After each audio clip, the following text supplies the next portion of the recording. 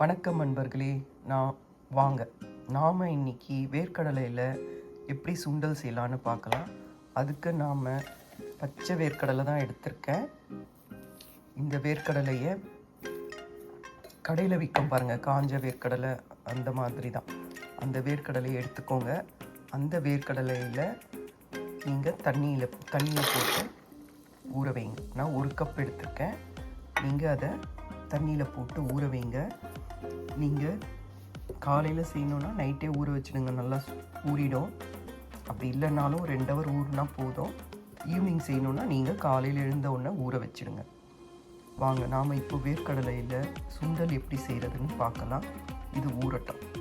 பாருங்கள், வேர்க்கடலை நல்லா ஊறிடுச்சு. பாருங்கள், நல்லா வேர்க்கடலை நல்லா ஊறிடுச்சு.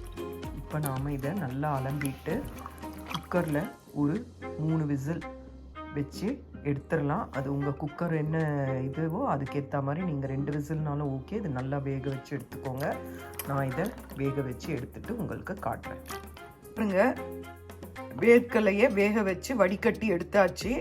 இப்போ வாங்க நாம் என்ன செய்யலான்னு பார்க்கலாம். ஒரு பேனில் எண்ணெய் எடுத்துக்கோங்க.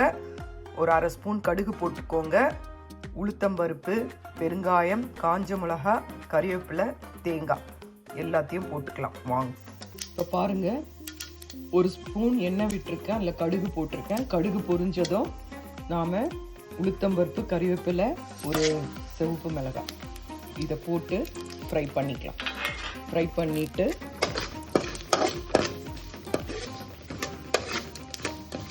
ஃப்ரை பண்ண பிறகு கொஞ்சம் துருவின தேங்காவை சேர்த்துக்கோங்க. அதுக்கப்புறம் ஒரு சிட்டிகை பெருங்காயப்பால் சேர்த்துக்கோங்க.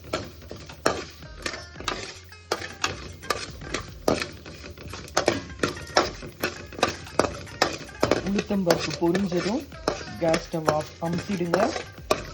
இப்போ நாம் தேங்காவை சூடாக இருக்கும் பேனு, இந்த ஸ்டேஜில் தேங்காவை போட்டு கொஞ்சோண்டு பெருங்காயம் போட்டுடலாம். போட்டுட்டு நம்ம வச்சிருக்க வேர்க்கடலையை அதில் போட்டுடலாம்.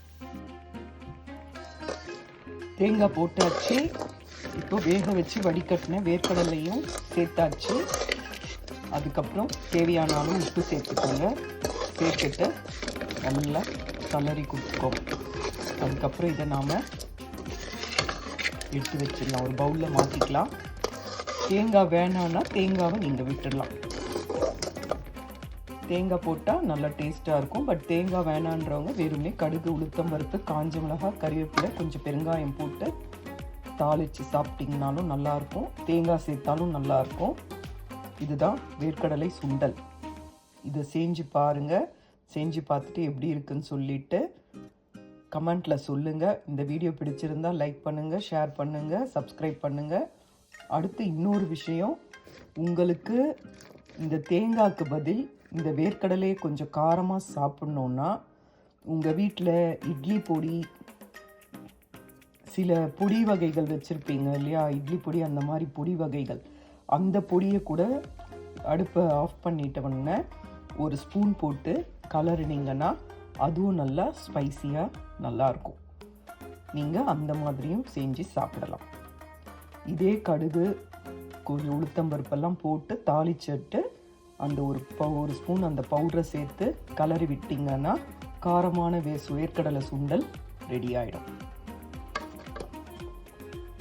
நன்றி, வணக்கம்.